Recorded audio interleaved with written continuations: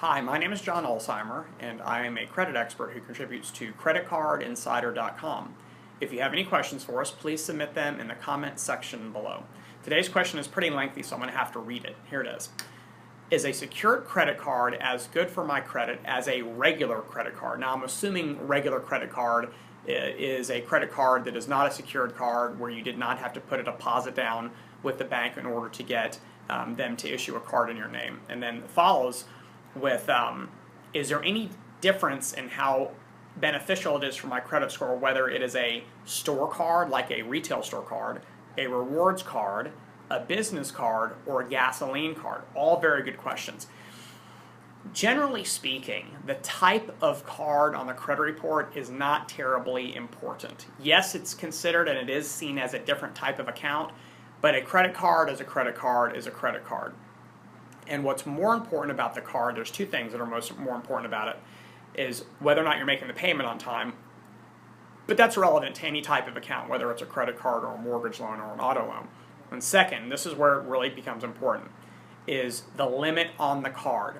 The credit limit on the card is very influential in your credit scores. In both FICO scoring systems and VantageScore scoring systems, there is a metric called the debt-to-limit ratio, or more formally referred to as revolving utilization, that considers the balance on your cards relative to the limits on your cards.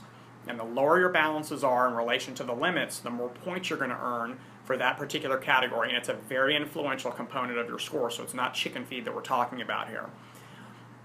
These different types of cards that we just talked about are generally going to have very different credit limits. The credit limit on a retail store card, when you open it, might be less than $1,000. The credit limit on a secured card, when you open it, might be only a few $100s, because you have to actually put a deposit down that's going to be equal to whatever credit limit they're going to give you. And most people aren't going to give 5 or 10 grand to a bank just so that they open a card in your name with that credit limit. Normally you're going to open it with just a few $100s. So again, very low credit limit. Gasoline credit cards almost always have very low credit limits. Business cards, in most cases, business cards don't even show up on your personal credit report unless you miss payments. And so we probably should take them out of the equation altogether. Now we get to what was referred to in the question as a regular credit card, which I'm assuming is an unsecured card, like your Visas, your MasterCards, your Discovers, and your Amexes.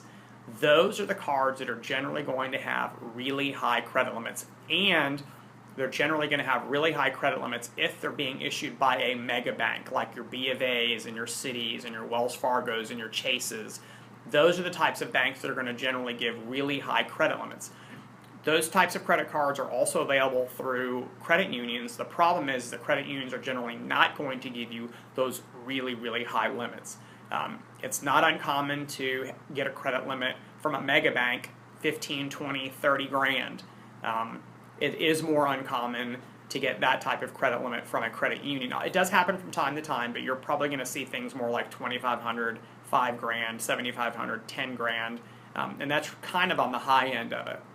So where this is important is, even though you may be using the card consistently month over month, the limit on that card, you may actually be chewing up more of that limit on a card that's got a lower limit, which is going to be detrimental to your credit score. However, the same spending done on a card that's got a really high limit might be much less problematic, or in some cases it could be completely immaterial. It may not have any negative influence on your score at all.